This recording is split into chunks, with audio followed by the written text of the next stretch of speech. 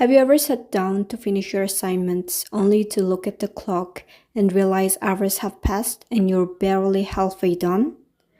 Or maybe you feel overwhelmed by the sheer amount of tasks you have to complete and you don't know where to start.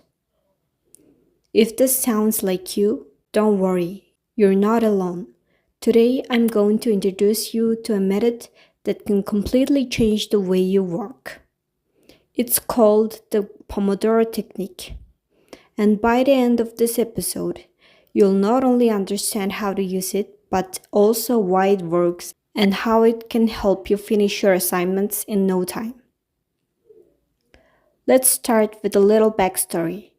The Pomodoro Technique was created by Francesco Cirillo, an Italian university student, back in the late 1980s.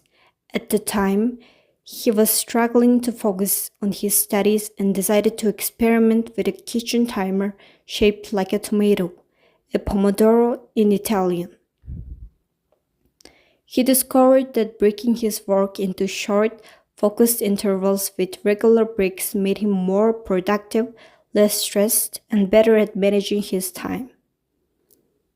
What began as a personal hack turned into a globally popular time management method used by students, professionals, and even entrepreneurs to tackle all kinds of tasks.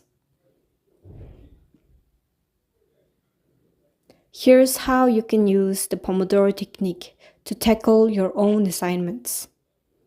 First, choose one task to work on.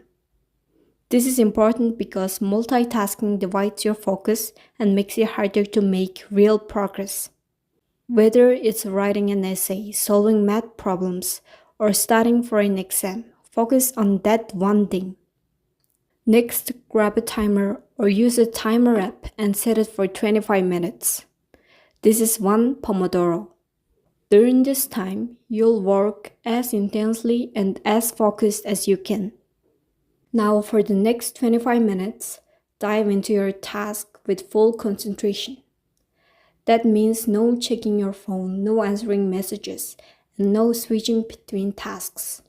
If a thought or distraction pops into your head, like remembering to text a friend, just jot it down on a piece of paper and return to your work. When the timer rings, stop working, even if you're in the middle of something. Stand up, stretch, drink some water, or just rest your eyes. This short break lets your brain recover so you can dive back in refreshed. After every 25-minute work session, take another 5-minute break. Once you've completed 4 Pomodoros, so about 2 hours of focused work, take a longer break of 15 to 30 minutes. Use this time to recharge completely before starting another cycle. So why does this method work so well? It's because of how our brains are wired. Research shows that humans focus best in short bursts, typically between 20 to 30 minutes. After that, our attention starts to wander, and we become less productive. The Pomodoro Technique takes advantage of this natural rhythm. By breaking your work into 25-minute intervals, you maximize your ability to focus without overloading your brain. The regular breaks also prevent mental fatigue and help you stay energized throughout the day. And there's another benefit. The timer creates a sense of urgency. Instead of thinking, I have all day to finish this assignment, you're racing against the clock to make progress in just 25 minutes. This makes it much easier to start and stay motivated.